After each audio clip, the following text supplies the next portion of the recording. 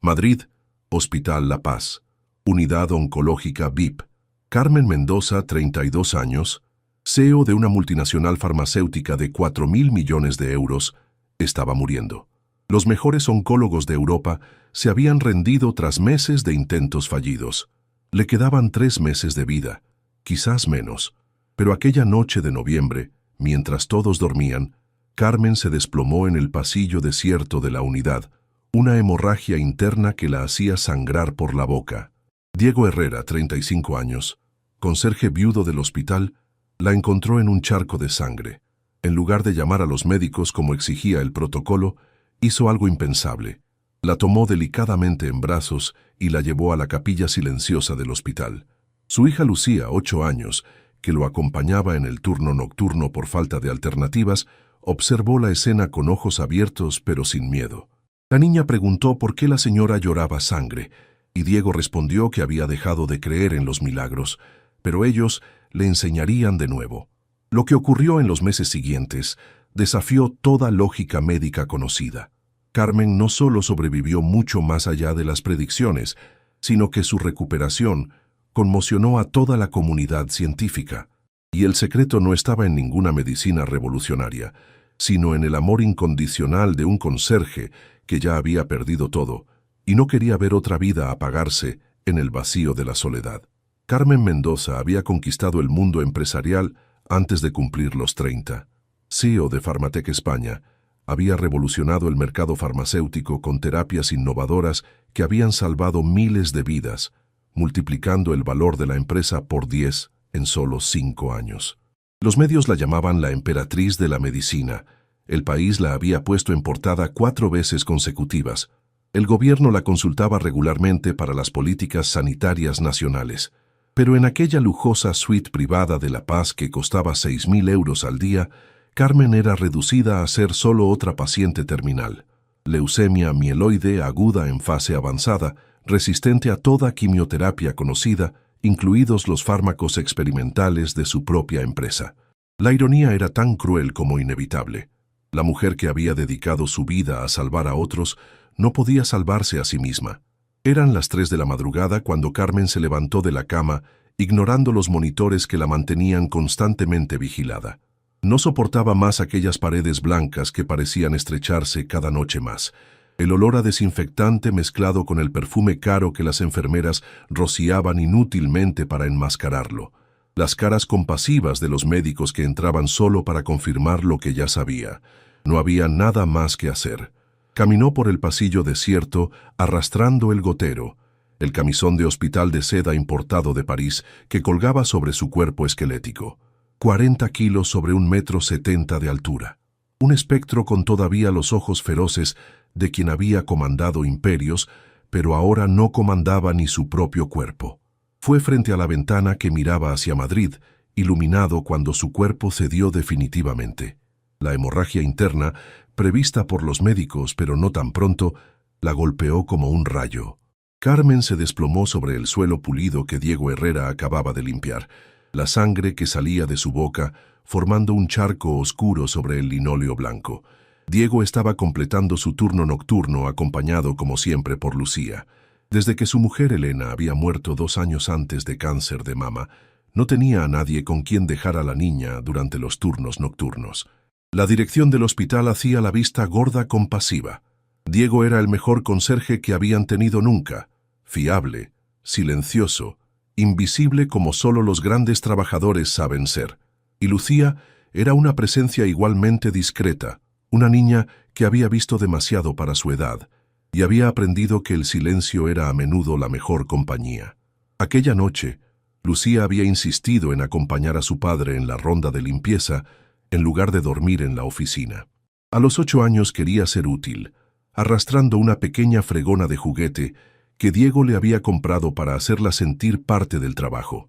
En realidad, Diego sabía que las pesadillas sobre su madre todavía la atormentaban y prefería tenerla cerca. Fueron ellos quienes encontraron a Carmen. Lucía vio primero la figura desplomada y llamó a su padre con voz extrañamente calmada. Diego dejó caer todo y corrió. Su primer instinto fue alcanzar el botón de emergencia en la pared. Pero algo en la mirada de Carmen lo detuvo. No era miedo a la muerte lo que leía en aquellos ojos entreabiertos. Era algo peor, alivio, casi gratitud por un final que llegaba por fin. Sin pensar, actuando por puro instinto, Diego la levantó en brazos. Era ligera como una niña, todo huesos y piel fina como papel de seda. Lucía lo siguió sin hacer preguntas. Había aprendido que su padre siempre sabía qué hacer. Diego llevó a Carmen a la capilla del hospital, el único lugar donde sabía que nadie los molestaría a esa hora de la noche. La depositó delicadamente sobre el banco de madera frente al altar, se quitó la chaqueta del uniforme y se la puso bajo la cabeza como almohada improvisada. La sangre había dejado de salir, pero Carmen estaba pálida como la cera de las velas votivas que brillaban en la oscuridad. Lucía se acercó con la naturalidad de quien ya ha visto la muerte de cerca. Estudió el rostro de la mujer con seriedad adulta. Luego tomó la mano fría de Carmen en su pequeña mano cálida y empezó a cantar en voz baja. Era la nana que Elena le cantaba, una vieja canción popular madrileña que hablaba de ángeles custodios y estrellas que velan por los durmientes. Carmen abrió lentamente los ojos. Por primera vez desde que había recibido el diagnóstico 6 meses antes, no vio lástima en la mirada de alguien. Diego la miraba con comprensión profunda, no compasión superficial. Lucía con curiosidad inocente, no miedo. Y en aquella capilla silenciosa, con solo un conserje y una niña como testigos, Carmen hizo algo que no había hecho en meses. Lloró lágrimas verdaderas, no de rabia o autocompasión, sino de alivio por ser vista como persona y no como caso clínico. La mañana siguiente, los médicos encontraron a Carmen en su suite, devuelta por Diego antes del alba con discreción absoluta. Se sorprendieron al encontrarla sentada en la cama comiendo, solo un poco de caldo, pero era la primera vez en semanas que aceptaba comida voluntariamente. El doctor Martínez, jefe de oncología de fama internacional, atribuyó la mejoría a una remisión psicosomática temporal, frecuente en las fases terminales, cuando el paciente encuentra una paz interior momentánea. Pero Carmen sabía que era algo más profundo. Por primera vez en meses, había dormido sin las pesadillas recurrentes de la muerte. El recuerdo de la voz de Lucía cantando, de la mano callosa pero gentil de Diego que le secaba la frente, le había dado algo que todos los fármacos del mundo no podían darle, un momento de humanidad pura. Esa noche Carmen esperó con impaciencia inusual. Sabía que Diego hacía el turno de noche de lunes a viernes, siempre de las 11 a las 7. A las 11 en punto oyó el ruido familiar del carrito de limpieza en el pasillo. Se levantó con esfuerzo, caminó hasta la puerta y la abrió. Diego estaba allí con Lucía sentada en el carrito, leyendo un libro escolar a la luz tenue del pasillo. El hombre alzó la mirada sin sorpresa, como si la hubiera esperado. Carmen notó por primera vez los detalles de su rostro.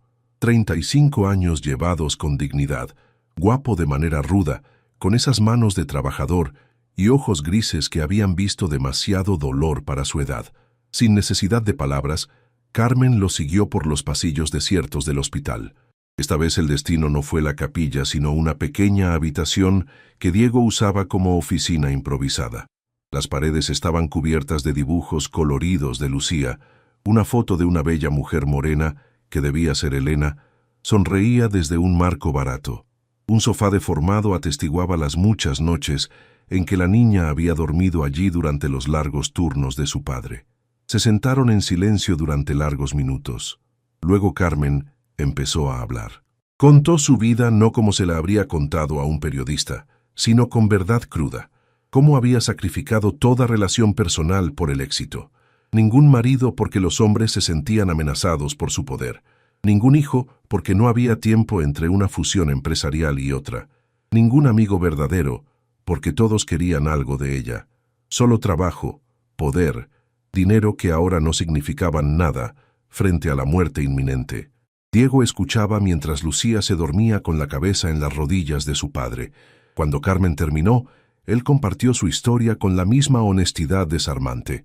El instituto con Elena, el amor nacido entre pupitres, a pesar de las diferencias sociales. El matrimonio a los 20 años contra la opinión de todos. Las dificultades económicas, los 3 abortos espontáneos antes del milagro de Lucía. El diagnóstico de Elena, 3 años de quimioterapia que habían agotado todos los ahorros.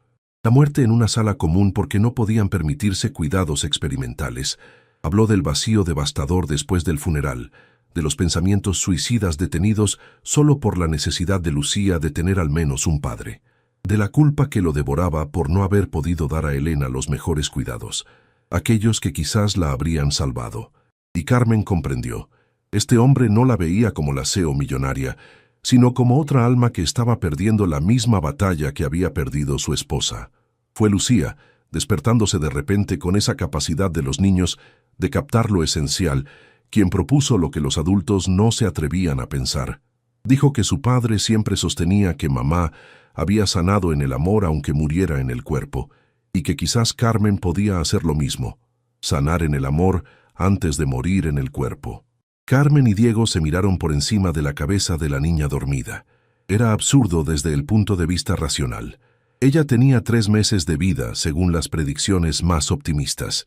Él era un conserje que ganaba 1.200 euros al mes. Sin embargo, en aquella pequeña habitación destartalada, nació algo indefinible. No todavía amor romántico, sino algo más profundo. La decisión silenciosa de no dejar que Carmen muriera sola, de darle esa familia que nunca había tenido, aunque fuera solo por el tiempo que quedara. Las semanas siguientes tomaron una rutina surrealista. De día, Carmen continuaba representando el papel de la paciente VIP para los visitantes de cortesía. De noche descendía al reino subterráneo del hospital donde Diego trabajaba.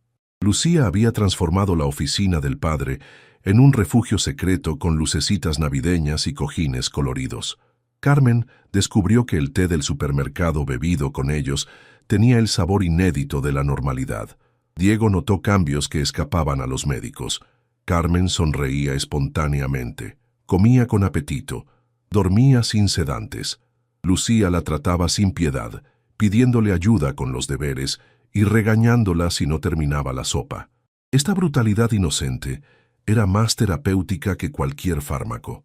El punto de inflexión llegó cuando Carmen tuvo una crisis grave. Los médicos la declararon en fase terminal, 48 horas como máximo. Diego y Lucía se escondieron en su habitación contra todo reglamento.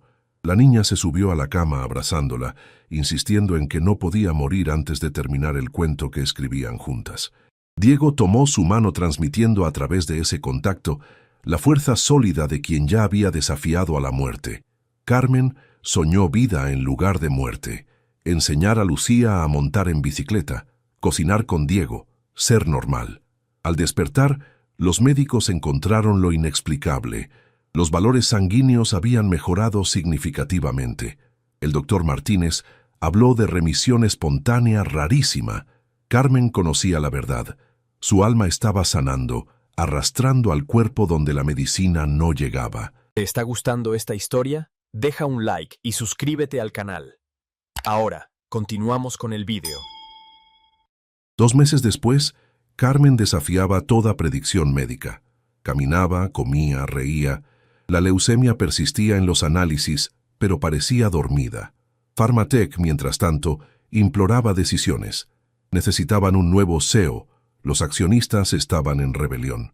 Una noche en el refugio, Carmen anunció lo impensable. Vendería todo. Diego casi se atragantó mientras Lucía aplaudía entusiasta.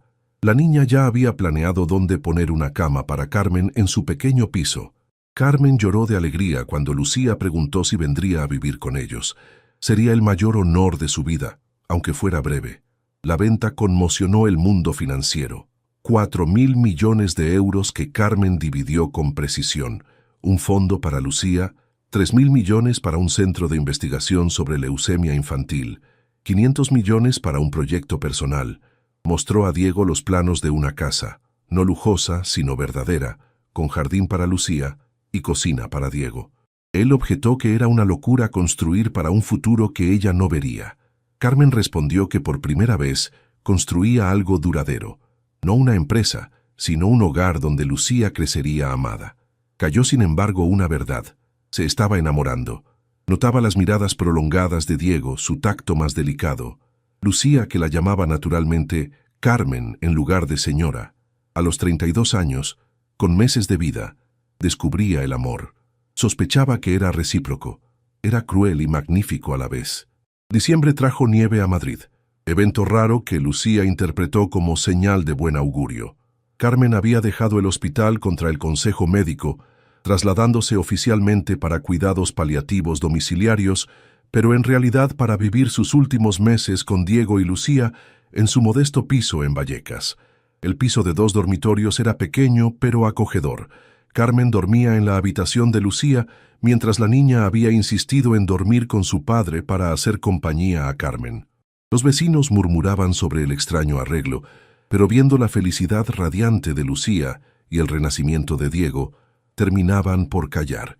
La casa nueva estaba en construcción rápida. Estaría lista para febrero. Carmen supervisaba las obras por tablet desde el sofá. Demasiado débil para las visitas a la obra, pero con la mente todavía aguda. Lucía había elegido personalmente los colores de cada habitación. Diego había diseñado la cocina de sus sueños. Era un proyecto familiar aunque nadie se atreviera aún a pronunciar esa palabra. El 15 de diciembre todo se precipitó. Carmen tuvo el peor día desde el inicio de la remisión. Vómitos incesantes, fiebre altísima, delirio. Diego cogió un día libre. Lucía se quedó en casa sin ir al colegio.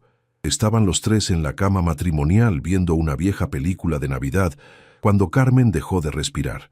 Diego empezó inmediatamente el masaje cardíaco mientras gritaba a Lucía que llamara al 112. La niña marcó el número con dedos extrañamente firmes. Luego volvió a tomar la mano de Carmen, repitiendo obsesivamente que no podía irse. No ahora que eran una familia. Los paramédicos llegaron en 5 minutos, estabilizaron a Carmen y la transportaron de urgencia a La Paz. El doctor Martínez fue brutalmente honesto. Era el final. Los órganos estaban fallando en cascada, cuestión de horas como máximo. Diego firmó con mano temblorosa los documentos de no reanimación, como Carmen había pedido meses antes. Pero Lucía se negó categóricamente a aceptar la sentencia. Se subió a la cama del hospital, ignorando las protestas de las enfermeras, y empezó a contar. Contó la historia que habían escrito juntas, pero cambiando el final. En su versión, la princesa moría. En la de Lucía, el amor del caballero y el hada era tan fuerte que rompía cualquier maldición. Diego se unió al relato, describiendo la casa que estaban construyendo, las navidades futuras, los veranos en la playa que vivirían juntos. Hablaron durante horas, llenando la habitación de futuro, mientras los monitores marcaban el declive inexorable. Pero al amanecer del 16 de diciembre ocurrió lo inexplicable. Los monitores empezaron a sonar no alarmas de muerte, sino señales de mejoría. Los valores de Carmen estaban subiendo, primero lentamente, luego cada vez más rápido. El doctor Martínez corrió a la habitación, comprobó y volvió a comprobar los análisis. Era médicamente imposible, pero innegable. La leucemia estaba retrocediendo espontáneamente. No desaparecía, pero se retiraba, como un ejército que abandona el campo de batalla. En 48 horas, Carmen pasó del lecho de muerte a sentarse y comer. En una semana caminaba. La víspera de Navidad fue dada de alta. Los médicos estudiarían durante años este caso de remisión espontánea. Carmen, Diego y Lucía conocían una verdad que la ciencia no podía medir. El amor no siempre puede derrotar a la muerte, pero a veces puede convencerla de posponer la cita. La víspera de Navidad en el pequeño piso de Vallecas, con un árbol torcido decorado por Lucía y una cena cocinada por Diego, Carmen hizo algo no planeado. Mientras Lucía dormía exhausta por la alegría, se arrodilló ante Diego y sacó un simple anillo de plata. No pronunció largos discursos, solo preguntó si quería casarse con ella, darle la familia que nunca había tenido por el tiempo que quedara. Diego la levantó delicadamente, la besó por primera vez. Un beso dulce, salado por las lágrimas de ambos. Su respuesta fue un simple sí repetido 1000 veces, mientras la abrazaba como si pudiera protegerla de la muerte con la sola fuerza del abrazo. 5 años después, Carmen Herrera sentada en el jardín de la casa que habían construido juntos. No la villa faraónica que habría podido permitirse, sino una casa de 400 metros cuadrados, donde cada ladrillo había sido colocado pensando en el futuro de Lucía, cada habitación diseñada para contener recuerdos en lugar de objetos de lujo. La leucemia no había desaparecido. Vivía todavía en su sangre como un volcán dormido, presente pero inactivo. Cada 6 meses, los análisis mostraban la misma situación paradójica. La enfermedad estaba allí, pero no progresaba. Los médicos habían dejado de buscar explicaciones racionales. Algunos hablaban de nuevo equilibrio inmunitario, otros de mutación genética espontánea. Carmen sabía que la verdad era más simple y más misteriosa. Había encontrado una razón para vivir más fuerte que la razón biológica para morir. Lucía, ahora de 13 años, salió de casa con el vestido para el recital de danza. Se había convertido en una bailarina extraordinaria, uniendo la gracia natural de Elena con la determinación adquirida de Carmen. La llamaba mamá desde hacía 3 años, desde que Carmen y Diego se habían casado en una ceremonia sencilla en la capilla del hospital donde todo había empezado. Diego la siguió, elegante en el traje que llevaba con soltura. Ya no era conserje desde hacía 4 años. Con el apoyo discreto de Carmen, había abierto una pequeña empresa de limpieza que daba trabajo a 20 personas, todos ex compañeros en dificultades. No era un imperio, pero era suyo, construido con sus propias manos, y estaba fieramente orgulloso. Pero el verdadero milagro estaba sentado en la manta junto a Carmen. Pablo, 2 años, nacido contra toda predicción y consejo médico. Cuando Carmen había descubierto que estaba embarazada, todo el equipo médico de La Paz había insistido en la interrupción inmediata. El embarazo la mataría seguramente. Carmen había rechazado con firmeza absoluta. Si debía morir, quería dejar a Diego y Lucía algo vivo, no solo recuerdos y dinero.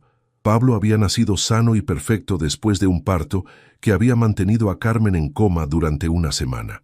Cuando despertó, la primera visión había sido Diego acunando al recién nacido, mientras Lucía le acariciaba el pelo, cantando la misma nana de aquella primera noche. Carmen había entendido en ese momento que el paraíso no era un lugar post-mortem, sino un instante de gracia absoluta que se puede crear mientras se está vivo. El Centro de Investigación Elena Herrera para la Leucemia Infantil, titulado a la primera esposa de Diego, en señal de respeto y continuidad, ya había salvado a docenas de niños con terapias innovadoras.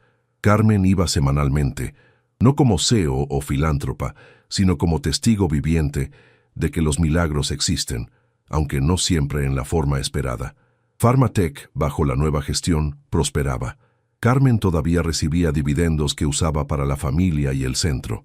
A veces reía pensando en su vida anterior, sola en un ático de 10 millones, rodeada de objetos preciosos y vacío existencial. Ahora vivía en una casa normal, conducía un SEAT, hacía la compra en Mercadona, y era infinitamente más rica en todo lo que contaba de verdad. En el recital de Lucía, sentada entre Diego con Pablo en las rodillas, Carmen observó a su improbable familia. Un conserje viudo convertido en empresario y marido devoto, una niña que había ganado una segunda madre, un hijo que no debería existir, y ella, la ex CEO que había cambiado un imperio financiero por un imperio afectivo, realizando el negocio del siglo. Lucía bailaba en el escenario con gracia etérea. A mitad de la actuación, se detuvo un momento, buscó a Carmen en el público y le lanzó un beso volado. El público pensó que era parte de la coreografía. Solo ellos 3 conocían el significado de ese gesto, la señal secreta, que se intercambiaban cada mañana como recordatorio de que todavía estaban juntos, todavía vivos, todavía una familia. Volviendo a casa en la furgoneta llena de migas y risas, Carmen contempló el cielo estrellado por la ventanilla. En algún lugar allá arriba, imaginó, Elena sonreía aprobando. Le había confiado inconscientemente a su familia y Carmen había mantenido la promesa no dicha, amarlos con todo el corazón por todo el tiempo concedido, fuera un día o una vida entera. Diego le tomó la mano mientras conducía, un gesto automático después de años de intimidad. Carmen reflexionó en voz alta que en cierto sentido ya había muerto 5 años antes en aquella suite de hospital. Carmen Mendoza, la CEO, había fallecido y Carmen Herrera había nacido de sus cenizas. Y Carmen Herrera era inmortal porque vivía en el amor que habían construido juntos, ladrillo a ladrillo, día a día. Lucía, desde el asiento trasero, interrumpió las reflexiones filosóficas preguntando qué había para cenar, devolviendo a todos a la bendita normalidad de lo cotidiano. Rieron juntos, incluso Pablo, que no entendía pero amaba el sonido de la alegría compartida. Entrando en el camino de casa, Carmen vio el cartel que Lucía había hecho para el cumpleaños de Diego. Casa Herrera, donde los milagros son caseros. Era cursi y perfecto a la vez, como su familia, como su historia, como la vida que habían construido sobre las cenizas de la muerte anunciada. Esa noche Carmen escribió en su diario un hábito tomado de Lucía. Escribió una carta a la muerte, agradeciéndole paradójicamente por el tiempo concedido. No mucho en términos absolutos, pero estos 5 años valían más que los 50 años que habría vivido sola en su ático dorado. Había amado y había sido amada. Había creado vida donde solo había término. Había transformado a un conserje en rey de su pequeña empresa, a una niña huérfana en hija, a sí misma de CEO en madre. 10 años después de aquella primera noche en la capilla, Carmen sigue viva. Los médicos han dejado de hacer predicciones, rindiéndose al misterio. Lucía está a punto de licenciarse en medicina, inspirada por la historia que ha vivido. Pablo es un niño sano y vivaz. Diego tiene el pelo gris, pero los mismos ojos amables de siempre. Cada noche antes de dormir, observan su ritual. Se toman de las manos en círculo y pronuncian simplemente, un día más. No por miedo, sino por gratitud, porque cada día robado a la muerte es un día regalado al amor. Y por esta medida, Carmen Herrera se había convertido en la mujer más longeva del mundo, habiendo vivido más amor en 10 años que la mayoría de las personas en un siglo. La CEO que todos los médicos habían fracasado en salvar había sido salvada no por la medicina, sino por un conserje que le había enseñado la diferencia entre sobrevivir y vivir. Y esa diferencia había hecho toda la diferencia del mundo. Dale like si crees que el amor puede hacer milagros que la ciencia no puede explicar. Comenta con el momento que más te ha tocado. Comparte con quien necesita saber que nunca es tarde para encontrar familia y esperanza. Suscríbete para más historias que demuestran cómo la vida triunfa cuando encuentra su razón.